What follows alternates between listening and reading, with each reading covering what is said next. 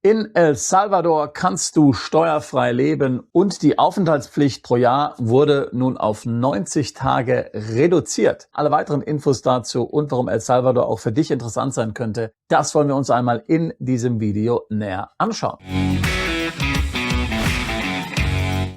Noch ein kurzer Hinweis in eigener Sache, wenn du dich für Lateinamerika interessierst, entweder für eine Auswanderung oder als eine Plan-B-Destination, dann lade ich dich zu unserem Lateinamerika-Symposium ein, das wir regelmäßig in Zürich veranstalten und auch demnächst wieder. Dort behandeln wir die 12 wichtigsten Länder Lateinamerikas für Auswanderer im Detail, darunter eben auch El Salvador. Mein Kollege Harley hat dieses Jahr bereits alle diese 12 Länder in Lateinamerika bereist, alle wichtigen Länder, um die es dort geht. Und wir werden dir nach Zürich die neuesten Entwicklungen, die neuesten Infos bringen, ganz ohne, dass du nach Lateinamerika reisen musst. Ein intensives zweitägiges Seminar, wo wir uns natürlich nicht nur mit Lateinamerika, sondern auch den Residencies dort, den Möglichkeiten zur Erlangung der Staatsbürgerschaft, den steuerlichen Implikationen befassen werden, sondern auch den steuerlichen Themen, die es eben zu beachten gibt, wenn du Deutschland verlässt. Stichwort zum Beispiel Wegzugsteuer, erweiterte beschränkte Steuerpflicht. Und das kann für dich vielleicht als Einstieg dienen, um unser großes Südamerika-Seminar in Mexiko im Oktober zu besuchen, wo wir dann auch lokale Repräsentanten haben werden, die zu allen 12 Ländern sprechen können. Alle weiteren Details auf unserer Webseite, Link dazu in der Beschreibung dieses Videos. Ich würde mich freuen, dich in Zürich oder in Playa del Carmen in Mexiko zu treffen. Nun aber zurück zu unserem eigentlichen Thema. El Salvador, das ist ein Land, über das wir hier noch nicht sehr viel gesprochen haben.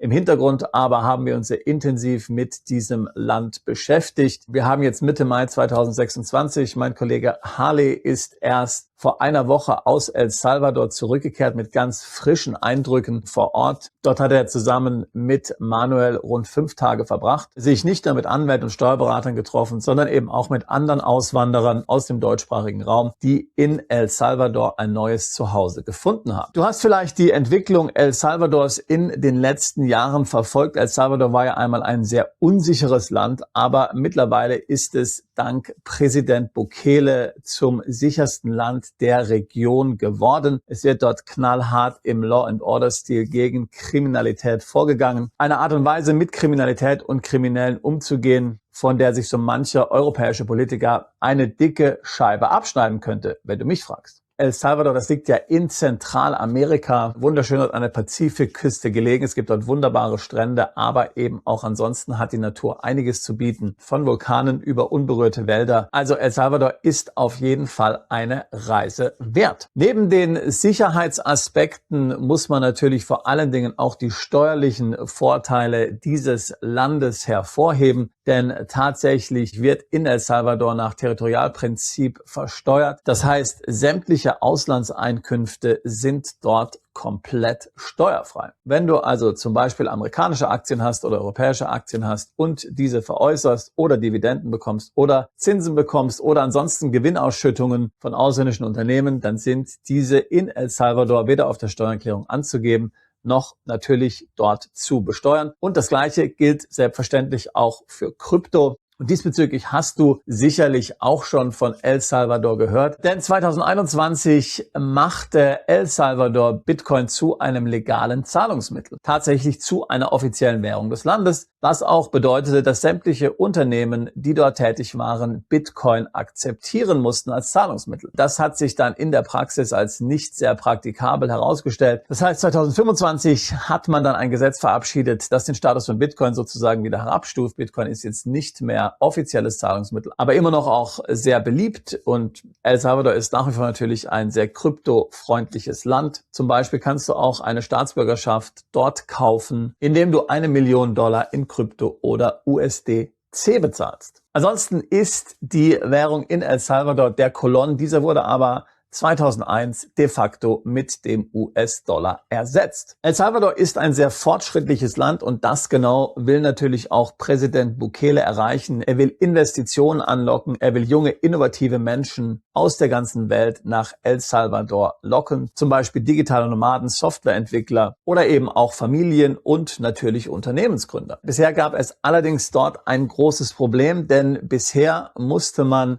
tatsächlich in El Salvador 9 Monate pro Jahr anwesend sein, um seinen Aufenthaltstitel nicht zu verlieren. Wenn du jetzt vielreisender Geschäftsmann oder Geschäftsfrau bist, dann ist das natürlich wenig praktikabel. Es ist ja absolut vorstellbar, dass Unternehmer oder Freiberufler locker 6 Monate im Jahr unterwegs sind, insbesondere wenn sie zum Beispiel aus Europa kommen und regelmäßig nach Europa für Meetings zurückkehren müssen. Also das heißt, diese Regelung, dass man 9 Monate pro Kalenderjahr im Jahr verbringen musste, diese hat sich genau für diese Klientel, die ja El Salvador genau ansprechen will, die man anlocken will, als nicht sehr praktikabel erwiesen. Also hat man jetzt ein revolutionäres Gesetz verabschiedet, wie ich finde. Und damit muss man nur noch 90 Tage pro Jahr in El Salvador verbringen, ohne seinen Aufenthaltsstatus zu gefährden. Also 90 Tage Anwesenheit ist genug. Ganz wichtig zu verstehen ist, dass du das hier nicht mit einer steuerlichen Ansässigkeit verwechselst. El Salvador hat außer mit Spanien ohnehin keine Doppelbesteuerungsabkommen abgeschlossen. Das heißt, damit wird es auch für die meisten kein steuerliches Ansässigkeitszertifikat geben. Und da El Salvador eben sowieso territorial besteuert, ist das Konzept der steuerlichen Ansässigkeit insofern eigentlich nicht wirklich relevant für das Land. Da ist es sehr ähnlich wie bei den Philippinen, wo wir ja genau die gleiche Struktur haben. Das heißt, du musst hier sehr genau unterscheiden zwischen Aufenthaltsrecht und eben zwischen Steuerrecht. Die 90 Tage beziehen sich nicht auf die steuerliche Ansässigkeit. Eine steuerliche Ansässigkeit in dem Sinne gibt es in El Salvador nicht. Es gibt keine unbeschränkte Steuerpflicht. Jeder ist einfach für seine Einkünfte aus El Salvador steuerpflichtig, egal ob du dich dort 10 Tage aufhältst, 180 Tage oder 365 Tage.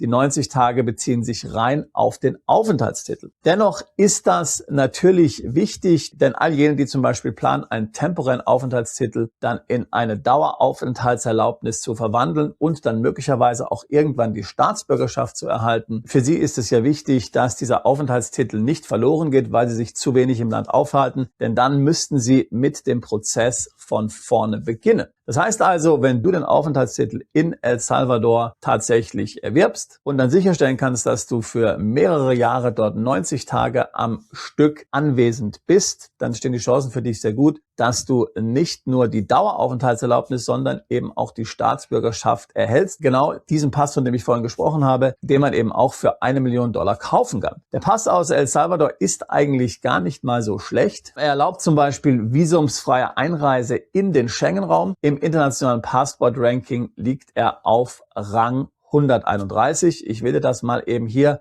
kurz zeigen. Rang 131, du siehst, in die grün gefärbten Länder kann man visumsfrei einreisen. Für die blauen Länder, dort braucht man ein Visum on arrival und für die roten Länder, dort braucht man dann ein wirkliches, tatsächliches Visum. Das heißt, man kommt zum Beispiel nach Russland und auch in die EU, allerdings nicht in den UK. Vergleichen wir das mal mit dem deutschen Pass. Der deutsche Pass, er ist natürlich einer der besten Pässe der Welt. Du siehst also, mit dem deutschen Pass kann man in 174 Länder visumsfrei einreisen, in El Salvador immerhin in 131. Damit kann es der El Salvador Pass schon aufnehmen mit etlichen Pässen, die man zum Beispiel über Citizenship per Investment erwerben kann.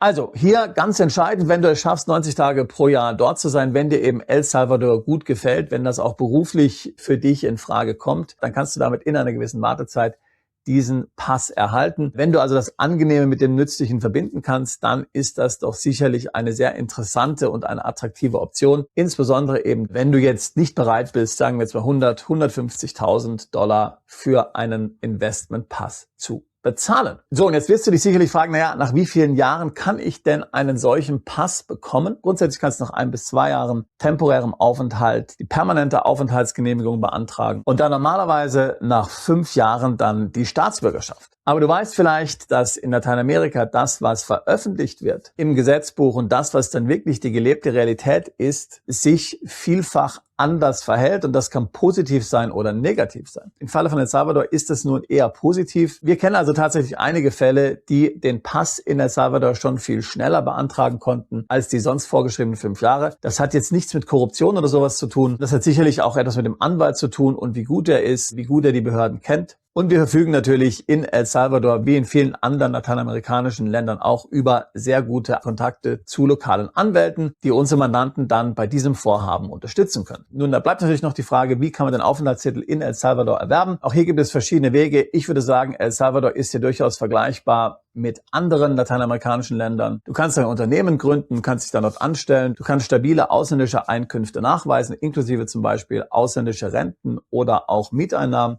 Oder es gibt auch ein digitalen Nomadenvisum. Das heißt, hier reiht sich El Salvador nahtlos letztlich mit etlichen anderen lateinamerikanischen Ländern ein. So zuletzt möchte ich noch anmerken, dass aus deutscher Sicht El Salvador kein Doppelbesteuerungsabkommen hat. Man hat nur ein einziges Doppelbesteuerungsabkommen in El Salvador und das eben mit Spanien. Aber da El Salvador territorial besteuert, müssen ausländische Einkünfte ohnehin nicht in El Salvador angegeben oder besteuert werden und damit gibt es natürlich auch kein Risiko der Doppelbesteuerung. Aber Vorteile, die du sonst hast, wenn du in ein Land mit Doppelbesteuerungsabkommen umziehst, die hättest du im Falle von El Salvador nicht. Die hättest du mit anderen lateinamerikanischen Ländern, sagen wir zum Beispiel mal Costa Rica. Aber in dieser Hinsicht ist eben El Salvador ähnlich wie zum Beispiel Paraguay oder auch Panama. Aus meiner Sicht das beste, steuergünstigste Land mit Abkommen sind die Philippinen. Darüber haben wir ja schon viel hier gesprochen, aber es ist natürlich eine ganz andere Gegend auf der Weltkarte. Wenn es dir um Lateinamerika geht, dann müsste man sich diesbezüglich anders orientieren. Also, wenn auch du Interesse daran hast, dein ausländisches Einkommen zu optimieren, wenn du dir vorstellen kannst, in El Salvador zu leben, wenigstens 90 Tage im Jahr dort anwesend zu sein, wenn du dich für einen Zweitpass interessierst, wenn dir das Leben in Lateinamerika einfach gut gefällt, dann würde ich mich freuen, wenn wir dich diesbezüglich bei deinem Vorhaben unterstützen können. Wie gesagt, komm zu einem unserer Events oder buche eine Beratung mit meinem Kollegen Harley, der dich diesbezüglich kompetent unterstützen kann. Alle weiteren Details auf unserer Webseite, Link dazu in der Beschreibung dieses Videos. Wir unterstützen schon seit 20 Jahren deutschsprachige Unternehmer, Freiberufler und Investoren dabei, sich im Ausland neu zu orientieren, ihre Steuerlast legal zu optimieren, dem EU-Überwachungsstaat zu entkommen, zweite Staatsbürgerschaften zu erhalten, ihr Vermögen international zu diversifizieren. Ich selbst habe Deutschland und die EU schon vor 26 Jahren verlassen. Ich habe es nie bereut. Ich denke, du wirst es auch nicht tun. Ich würde mich freuen, auf dich alsbald zu unserer Mandantschaft zählen zu können. Bist du Unternehmer, Freiberufler oder Investor? Zieht es dich schon lange ins Ausland? Mach heute den ersten konkreten Schritt in eine Zukunft mit mehr Geld und mehr Freiheit. Buche ein Beratungsgespräch mit Sebastian und seinen Kollegen.